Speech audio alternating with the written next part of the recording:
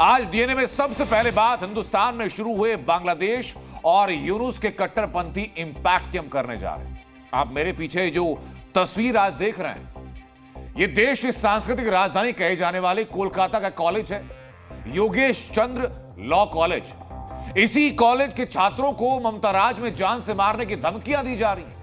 छात्राओं को रेप की धमकी दी जा रही है और धमकियां देने के पीछे वजह है इस कॉलेज में सरस्वती पूजा की तैयारियां करना। कट्टरपंथी कॉलेज के अंदर घुस रहे हैं। कॉलेज के अंदर घुस करके छात्राओं को बांग्लादेशी मुसलमान धमका रहे हैं। बंगाल के जो युवक हैं वो धमका रहे हैं। वो धमकी में साफ कह रहे हैं कि यहां पर इस कॉलेज के अंदर सरस्वती की पूजा नहीं होगी और आरोप ये भी है कि इन कट्टर धमकीबाजों को बंगाल पुलिस का सपोर्ट भी।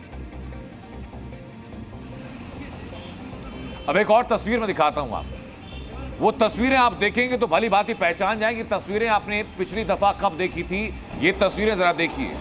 ये तस्वीरें बांग्लादेश की हैं और डीएनए में आपको ग्राउंड रिपोर्ट में दिखाया था हमने कि कैसे बांग्लादेश के अंदर हिंदू मंदिरों को निशाना बनाया गया था, कैसे हिंदू धर्म को मानने वालों को निशाना बनाया गया था। और अब ठीक उसी सोच के लोग बंगाल में कैसे सरस्वती पूजा के खिलाफ चक्रव्यूह रच रहे हैं, इस रिपोर्ट में। ममता राज में एक्टिव यूनुस का प्लान। बांग्लादेश से बंगाल तक पूजा बैन।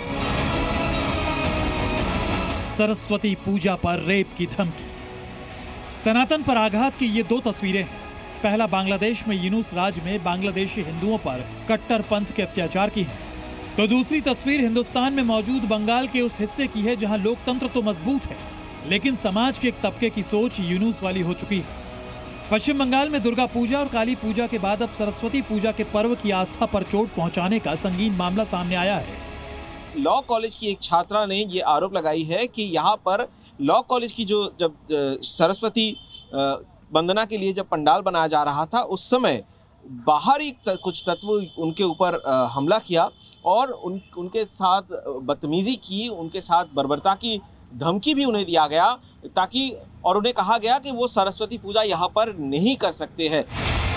सवाल है कि हिंदुस्तान में बांग्लादेश की नफरती सोच रखने वाले तबके और टीएमसी के छुटभैया नेताओं की इतनी हिम्मत कैसे हुई कि वो खुलेआम एक छात्रा को रेप की धमकी दे डाले। और इन हालात की वजह बताई जा रही है ममता राज में तुष्टीकरण की नीति।